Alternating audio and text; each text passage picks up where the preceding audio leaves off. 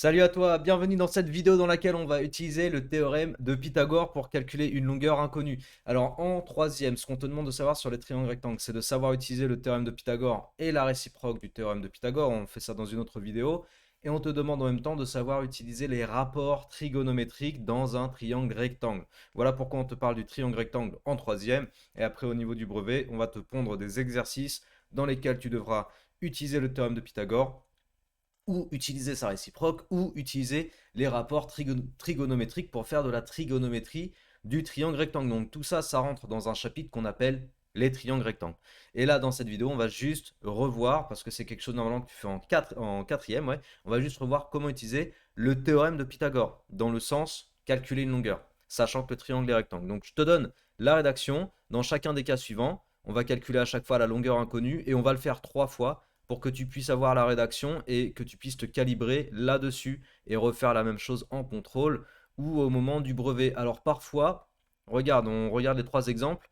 À chaque fois, tu dois localiser l'angle droit sur la figure. Hop, hop, hop. Le côté opposé à l'angle droit, je te rappelle qu'on appelle ce côté l'hypoténuse du triangle rectangle. Et à chaque fois, tu dois identifier quelle longueur est inconnue. Ici, le premier cas, on a l'hypoténuse qui est inconnue. L'hypoténuse, c'est LM. Dans le deuxième cas, c'est également l'hypoténuse qui est inconnue, FR. Et dans le dernier cas, c'est un des côtés adjacents à l'angle droit, AP, dont la longueur est inconnue. Donc il faudra juste, entre guillemets, retourner l'égalité de Pythagore pour retrouver la longueur de AP. Pour calculer des longueurs, tu as besoin de ta calculatrice, puisqu'on va utiliser la fonction racine carrée, et on ne te demande pas de savoir calculer des racines carrées de tête. Donc tu dois utiliser ta calculatrice, évidemment. Et dernière chose, alors oui, je t'ai montré la calculatrice lycée, mais toi, tu as une calculatrice collège. Et dernière chose, quand tu travailles sur un triangle rectangle, la première chose que tu dois identifier, ou quand tu travailles sur un triangle ou une figure géométrique, tu dois identifier les unités pour savoir si tu as besoin de faire des conversions. Là, par exemple, je visualise que dans ma figure, sur ma figure, tous les côtés sont en centimètres. Ça veut dire que le côté LM, je vais l'avoir, sa longueur, je vais l'avoir en centimètres. Il n'y a pas de conversion à faire. Si par contre j'avais eu des centimètres pour MK et des décimètres pour LK, là il faut faire des conversions. Tu mets tout le monde en décimètres ou tu mets tout le monde en centimètres.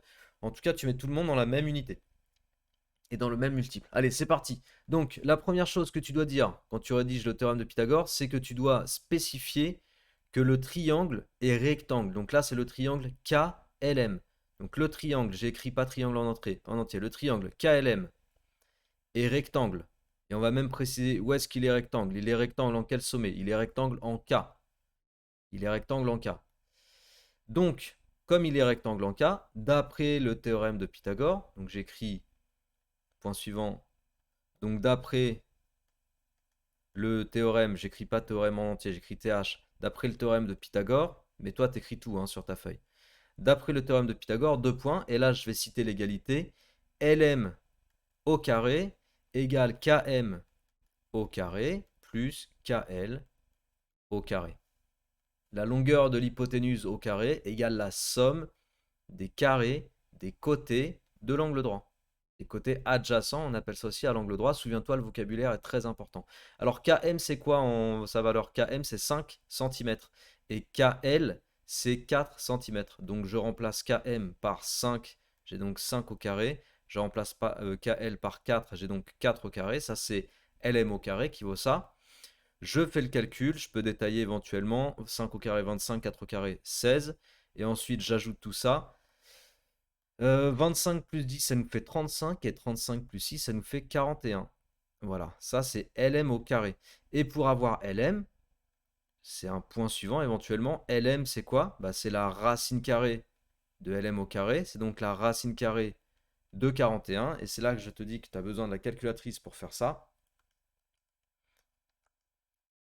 Racine carrée de 41, ça nous fait environ 6,4. On ne va pas faire un arrondi avec plus de chiffres après la virgule, ça suffit. Parce que je te rappelle que notre résultat est en centimètres, ce qui signifie que le chiffre après la virgule, le chiffre des dixièmes, on appelle ça, c'est le chiffre des millimètres. Et comme on est sur une longueur précise au millimètre, c'est assez légitime, c'est normal, donc on s'en tient à un chiffre après la virgule. T'as pas besoin d'en mettre plein. 6,4 cm, ok? Bon, alors, pour faire vraiment ça propre, normalement, on écrit LM égale 6,4 cm et on encadre. Allez, deuxième exemple avec ce triangle-là. Comme je t'ai dit, on va faire 3 fois la rédaction. Comme ça, tu auras 3 exemples. Et après, bien sûr, tu dois faire toujours la même chose lorsque tu veux calculer des longueurs, en sachant que le triangle est rectangle. Là, on est avec le théorème, pas sa réciproque. Le triangle AFR, le triangle AFR est rectangle. Il est rectangle en A. Il est rectangle en A. Donc, d'après, comme il est rectangle, on peut utiliser le théorème de Pythagore. D'après le théorème de Pythagore, deux points. Qu'est-ce qu'on peut écrire comme égalité? On peut écrire que FR au carré égale AF au carré plus AR au carré. FR au carré, l'hypoténuse au carré égale la somme des carrés des côtés de l'angle droit. Au passage, on vérifie bien qu'ils nous ont exprimé les longueurs en centimètres dans les deux cas. Tout va bien. Donc AF c'est 6, AR c'est 2. Donc je remplace AF par 6, je remplace AR par 2. J'obtiens ceci. 6 au carré, tu peux prendre la calculette, mais tu dois savoir que ça fait 36 normalement. 2 au carré, ça fait 4. 36 plus 4, ça nous fait 40. Donc ça, c'est la longueur, c'est la valeur, pardon, de FR au carré. Donc, FR égale racine carrée de FR au carré, c'est-à-dire racine carrée de 40. FR environ égale, calculatrice, racine carrée de 40, on va avoir un résultat assez proche du résultat précédent. Ça fait environ 6,3. Donc pareil, je mets juste un chiffre après la virgule et je mets une unité. D'accord? N'oublie pas, hein, l'unité. Pareil, dans le cas précédent, j'avais mis l'unité. Faut pas que tu oublies l'unité, c'est très important. Allez, dernière situation, cette fois-ci, l'hypoténuse, on la connaît. Et c'est l'une des longueurs du côté d'un des côtés de l'angle droit qu'on recherche. Mais la démarche est la même jusqu'à un certain point. Le triangle, je commence toujours par la même chose. Le triangle APS, le triangle APS est rectangle. Il est rectangle en A. Donc, d'après, tu as vu, c'est la même chose, on répète, on répète, on répète, d'après le théorème de Pythagore. D'après le théorème de Pythagore, deux points, on peut écrire l'égalité suivante, PS au carré, donc l'hypoténuse au carré, même si je la connais, hein, je connais la valeur de PS, c'est 8, donc PS au carré égale AP au carré, ça c'est la longueur que je recherche, plus AS au carré. PS au carré, l'hypoténuse au carré, égale AP au carré, plus AS au carré. Ok? Nous, ce qu'on cherche, c'est AP. Regarde, je vais le surligner en rouge. Je cherche AP. Donc, je cherche d'abord AP au carré, puis AP. Ça veut dire que je dois isoler AP au carré, comme si c'était une équation. Regarde ce que je te propose, parce que des fois, c'est vrai que les élèves, ils ont du mal à cause de la façon dont l'égalité est écrite. Je te propose juste d'écrire l'égalité en mode miroir, comme ça. Voilà. Quand tu dis que PS carré égale ça, c'est la même chose que dire que ça égale PS carré. Ok? Si je te dis que 10 égale 20 divisé par 2, c'est la même chose que de dire que 20 divisé par 2 égale 10. C'est pareil. Mode miroir. Donc là, je l'écris en mode miroir, de façon à ce que tu puisses plus facilement raisonner en équation, si tu as déjà fait les équations, en espérant que tu aies déjà fait les équations. Alors, normalement, tu les as déjà travaillé un petit peu en quatrième. C'est pour ça que je vais me permettre de faire une résolution en mode équation. Pour isoler AP carré, qu'est-ce que je fais?